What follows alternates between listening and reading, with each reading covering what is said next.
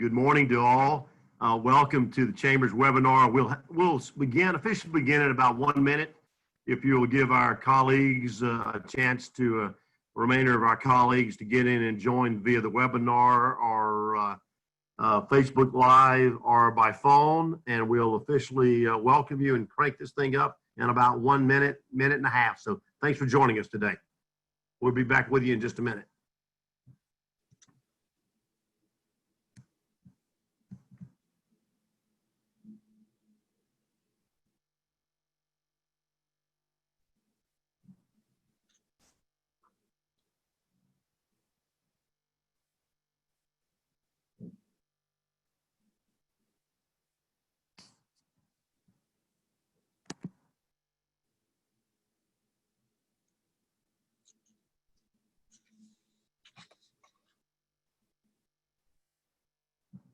Good morning, and thank you for joining us for today's Business Support Series webinar, episode 22.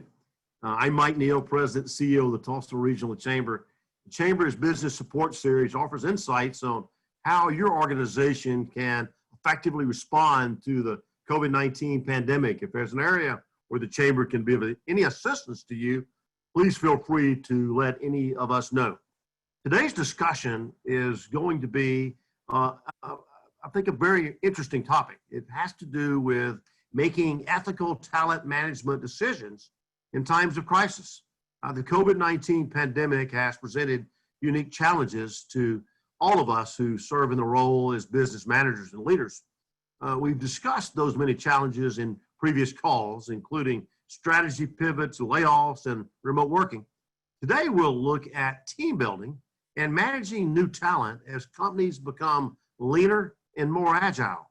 But before we discuss the topic in more detail with our two great speakers, I'd like to thank the sponsors of our Business Support Series. You see them listed at the bottom of your screen: Luxa Enterprises, Matrix Force, Stinnett Associates, and Security Bank. And we're pleased to have with us Eric Boney, Chairman and CEO of Security Bank. And I'll now toss it to Eric, who will introduce our distinguished speakers. Eric? Well, thank you, Mike. It's an honor to join everyone today and to introduce our speakers. Lynn Flinn is a certified public accountant and senior vice president for the Roland Group, a division of System 1, which offers hiring solutions and specializes in several of Oklahoma's top industries. Lynn serves on the Tulsa Regional Chamber Small Business Advisory Board and founded the Tulsa Chamber of the Oklahoma Business Ethics Consortium to promote the value of business ethics. Kristi, Spaethe is president and principal consultant for the People Perspective and HR consulting firm that helps organize and adopt best practices in human resources. During 15 years in the field, she has worked with Quick Trip, Solvay, Nordam, and SBS Industries, to name a few. She serves as a former president of the Tulsa Area Human Resources Association and is the current vice president of membership for the Oklahoma Human Resources State Council. Thank you both for joining us. Please give us an overview of the factors that go into the ethical talent decisions and how that has changed in recent months, starting with Lynn. Thank you. Good morning. Well, I'm going to bet there's not a single person that's on this call that if I ask you the question, would you like to be considered an unethical leader? You're probably going to say no, I hope, because I think that all of us strive to be ethical people. We want to do the right thing. But when I started the Tulsa chapter of OK Ethics with a small group of people, and we've grown it to a very big organization now, and over that time, our goal has been to promote Oklahoma as a state that values ethics in business and in the workplace. And we've gotten speakers for the past 16 years that come and talk to us, and I've learned through those speakers that making ethical choices isn't always as easy as checking the box as right or wrong. And something we have to keep in mind is we need to involve other people in our decision making. And we need to ask the hard questions. And if you're thinking to yourself, I always know what to do and what's right, you're probably on the wrong road, because you need to have a lot of people in your corner and diverse ideas when you make decisions. And the biggest decisions we have to make a lot of times are about people. And at the Roland Group, as a staffing company, one of the things that we deal with is we're on the front lines of seeing what's going on in the market with terminations and the furloughs and the layoffs. And what I see is there's some companies out there that deal with this in very good ways. And even though it's a hard time, an example of that for me was the way that US Beef handled some of their time when they went through acquisition. They had to end employment, but they were very transparent with their employees. They talked to them and they tried to work with them, and they gave them as much notice as possible, and they told them to talk with people like me who would help them look for jobs. And we tried our best, to do it right. And I think while it wasn't, there's no one would say, oh, that was a fun time and they did it perfectly. I think they did it well. Another thing though, on the flip side, which I won't name names, but some companies haven't done it so well, and it impacts their reputation. I've had companies that literally would call whole groups in and tell them, pack your things and go now. I've had companies that have contacted managers and said, here, lay off your whole team. And then the very next day they laid them off.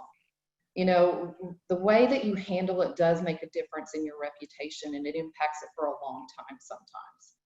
So the other thing I want to comment on is there's so many managers out there that I see having that guilt impact where they feel bad because they have to lay people off. And I think the thing is that's a normal reaction, but you can make yourself feel a lot better if you know that you've been open and honest with people from the beginning about their performance, that they know where they stand in the organization, and that they are they have a way to be measured. So we use top grading in our organization where we have key metrics. Everybody knows where they stand. It's done on a regular basis. Even monthly, they can see their numbers against everyone else. And they should know if you have to do a layoff, you're going to lay off your lowest performers. Now, having said that, there are times when you do have to eliminate a position that may be a great performer. And so you can't assume that everybody that got laid off in the first round was bad. But because you might not be, that job was essential to the organization, but they were still a great performer. So I think keeping that in mind is a good thing. And then lastly, there comes a time today we've seen where some companies have had to save their whole ship because their whole company was at risk if they didn't make some adjustments in their headcount. So if they had to lay off people as a result of that, they did the right thing because they saved their whole organization from what they had to do, even though it was hard. As far as investing when the market is down, we all know that we invest in real estate, we invest in the stock market when the prices are low, when it's down. Well, the same can be said for talent. Whenever there has been a shortage of talent in the marketplace, I actually have companies that are coming to me currently that are forward thinkers, and they're saying, hey, Lynn, if you see this kind of person in the market, we want to know about it. And on the other hand, I may see somebody that's great, and I may call up some of my clients and say, this is a fantastic person that got caught in a layoff, and you need to hear about him. The thing that Kristi's going to cover this a little bit more, but C players, we evaluated based on our metrics, and we rated people A's, B's, and C's. And sometimes we got lackadaisical about our C players, and we kept them when we really should have made adjustments a long time ago. Now the market's down, we're going to have to make adjustments. And so we may lay off 2 C players and replace them with 1 A player that's equally productive and save money. So that happens too. One thing I want to bring up that people forget about a lot is their A players. They're so concentrated on everything else, they forget about these A players because they're just out there doing a great job. But if we don't communicate with those people and say, hey, we want you on our team, we care about you, you're doing a fantastic job. Keep in mind, even though we may know and we've expressed it at some point that they're great, these are people that are usually the hardest on themselves, and they are the ones most driven. So we've got to go to them and communicate. I've almost lost people because I failed to communicate effectively, and I luckily was able to save it. But don't make that mistake. Make sure you're talking to your A players regularly. And then celebrating the smallest successes. We all know that a lot of people's numbers have changed. The things we used to measure aren't the same. So we've got to celebrate even little things to bring up the environment, to make it a positive place to be. celebrate and readjust what it is you celebrate for. And then I read the book, The Power of Positive Leadership, just lately, and it really inspired me to think about it and remember how important that power of positive leadership is. I mean, because if we don't think about how we impact others, and for leaders, this is the time now more than ever to reach out to people and to be saying thank you. We probably don't say it enough anyways, but now's the time to say thank you to people on our team. And that means more than you know, because I've had people tell me, Lynn, you don't know how much that meant to me. And I had no idea that was such a big deal, but it was. And I think lastly, make it fun. This is a time when we need to have fun. I love the fish book. It's a simple, easy read, and it's a book based on the Seattle Pike Place Market. And it used to be a horrible work culture, and then they started throwing fish around and having fun at work. Now, you can't throw fish around your office, most likely, we don't, but you can have fun. And even during hard times, people need it more than ever. So like an example of one thing we do, we did a bingo game. So we made like a little squares of things we wanted people to accomplish. So there was a reason for it, but you got a prize if you were first place, second place, third place. And it's a lot of fun and people have had a blast with it. Another thing we did was a Cinco de Mayo virtual happy hour where we invited the families because everybody's working at home and these kids, you know, they want to see all these people on the screen. So we had a great time, you know, just seeing the kids and waving at them, and we didn't talk about work. It was just fun. And another friend of mine, she did a trivia hour, and she makes it fun at work for that. So these are just some ideas of how we can infuse some positivity and good things into our workplace during these times. So I'm going to turn it over to Miss Kristi Spaethe to share a little bit more in depth about some of the performance. Thank you, Lynn. Good morning, everybody. I am Kristi Spaethe, and we are going to transition just a bit and talk about managing employee performance during crisis, and doing that in an ethical way. I will tell you that the key here is to manage employee performance in non-crisis times.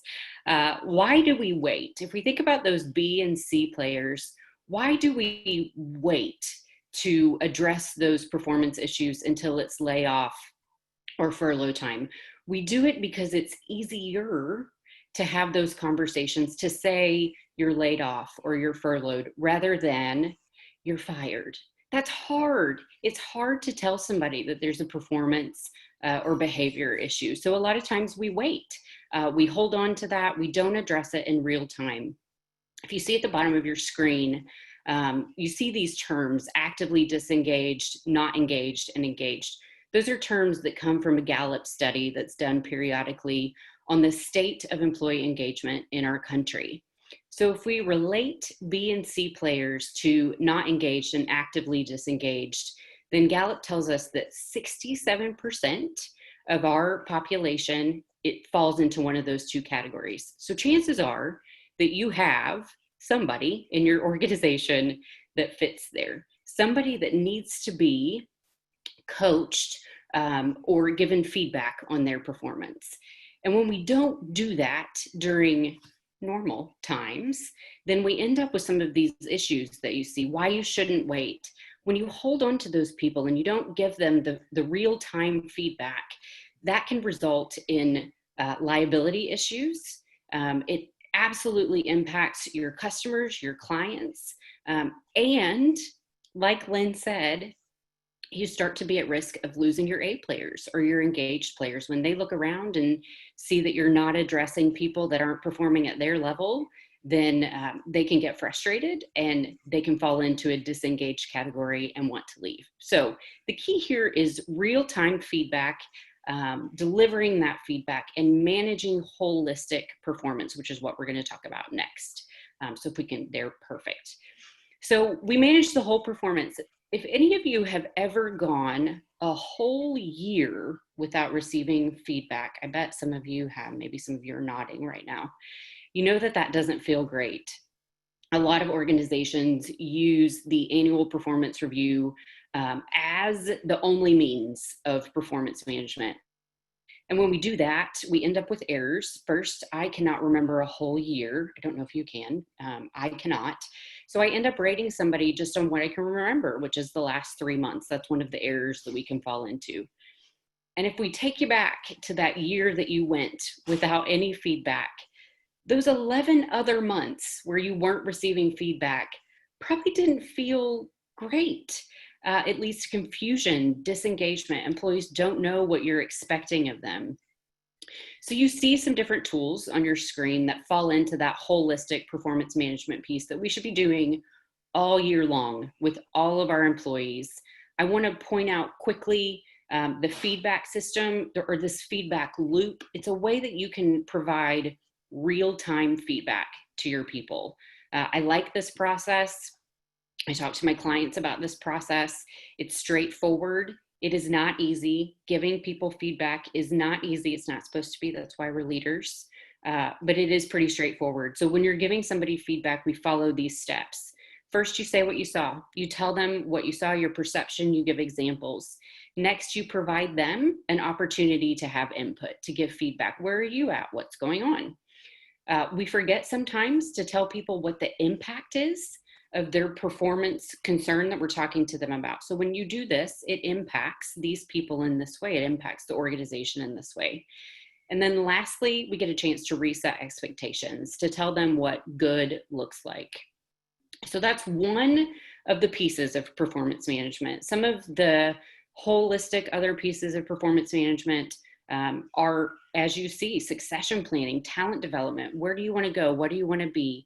Having those one-on-ones, really providing that opportunity to check in with your people. And again, we should be doing this all year long, not just once a year in an annual performance review. We can go to the next slide. Thank you. So if we talk about in times of crisis, managing employees' performance in a time of crisis, I want to talk about a couple of different aspects here. I've had several clients say, Kristi, should we continue to work our normal performance review process? So we've got annual reviews coming up. Should we carry on with those? There's a lot of debate about this right now in some of the HR circles. And I'll tell you my opinion is it's probably a hybrid. So I think that now is not the time to tie merit or bonus, if you're doing that, to a performance review. It's probably not the time to give a number rating, or I had one client that did a color rating scale. Continue to have the conversation, have those important conversations. People need to know where they're at with their performance. Back to what Lynn was talking about, they need to know where they are, so that if there is a layoff, there are no surprises. If they are terminated for cause, there are no surprises. So continue to have the conversation, and just as much as you're telling them what they need to work on, tell them what they're doing great at. People need to hear that now more than ever. So again, it's probably a blend. It's probably not your day-to-day performance management system, maybe a little bit kinder and gentler, but we still need to be giving that feedback.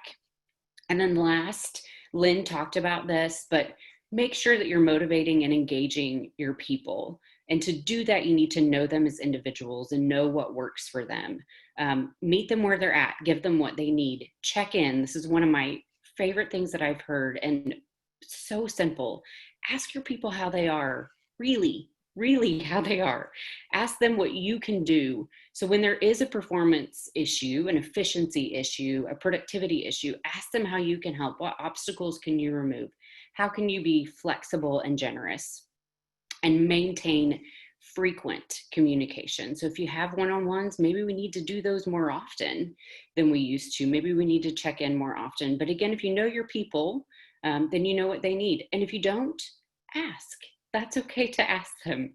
So a lot of these things flirt with the line of ethics. But to me, it's people want, they want to know where they're at. And when you do that, it feels ethical and it feels good. It feels consistent to your employees. And it's easier, not easy, easier when you do move into those times of crisis. Well, Kristi and Lynn, thank you both so much. Those were both outstanding presentations. Your slides, we'll make slides available for everyone following this, but those were great presentations. We only have about 10 minutes left, and we don't have time to take live questions on the webinar. We have several that were submitted ahead of time by viewers. And Lynn, the first one will go to you, and that really has to do with what can employers do to stand out when trying to attract top talent in challenging times such as we're facing today? Well, I think overall, even in all of history, it's how you treat your employees that you have now and the ones that you used to have. They are your biggest PR in the marketplace, number one. So that's important to keep in mind all the time.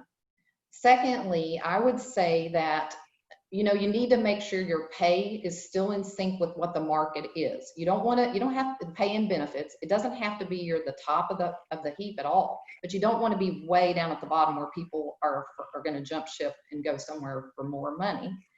That's a factor. And then lastly, I think, we still have to stay involved in our communities. We have to, because I think employees want that. They want to know their company's a good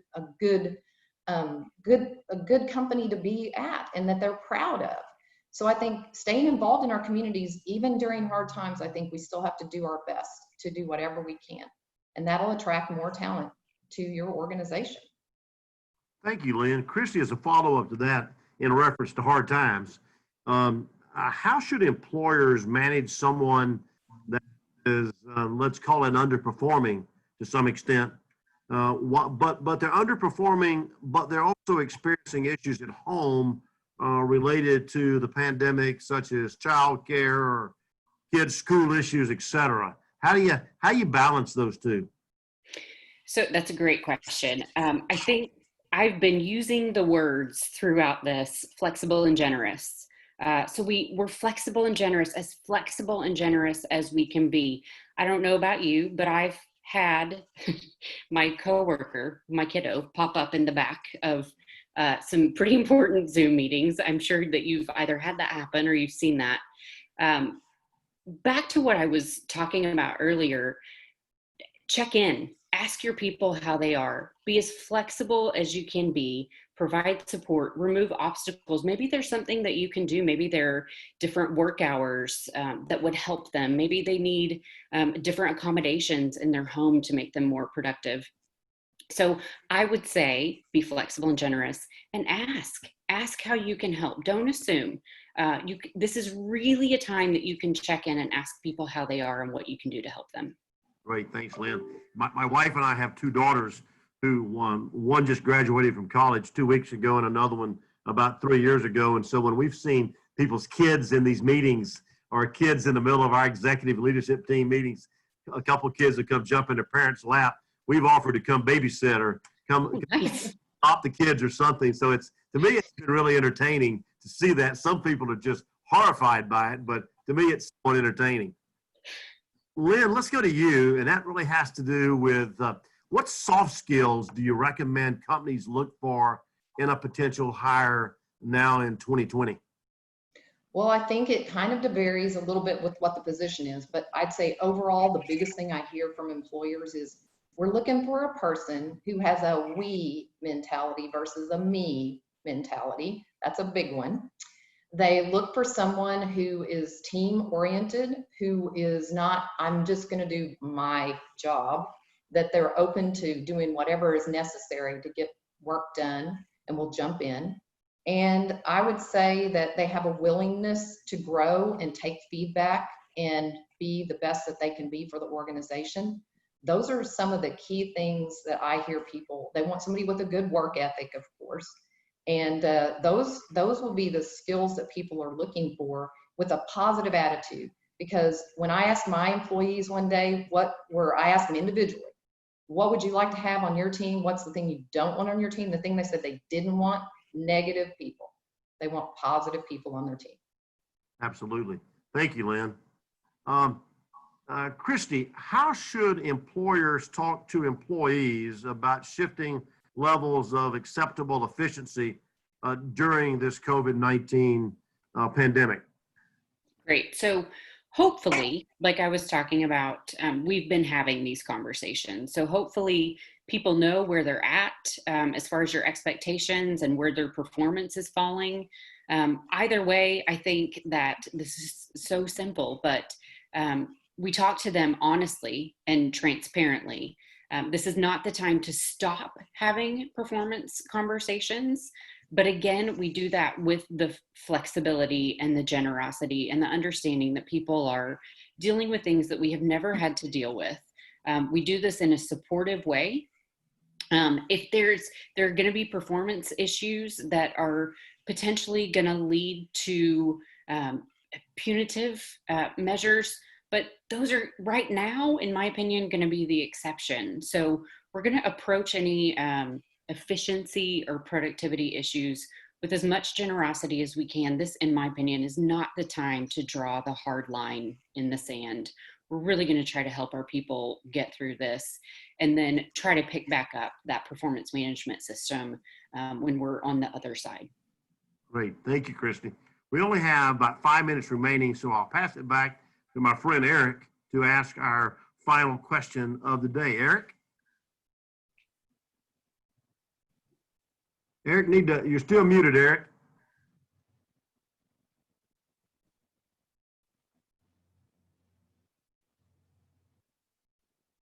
Okay, there we go. I apologize. No problem. Okay, thank you, Mike. What are some ways companies can create an ethical and positive work culture? Do you want to take that, Lynn? And I'll I will say that, well, I think that Enron had one of the best written code of conducts ever. The problem was they didn't follow it. So one thing companies do is they write up all these great policies and they have people sign it once a year. They post their core values in pretty little pictures in the lobby. The problem is we got to live it out.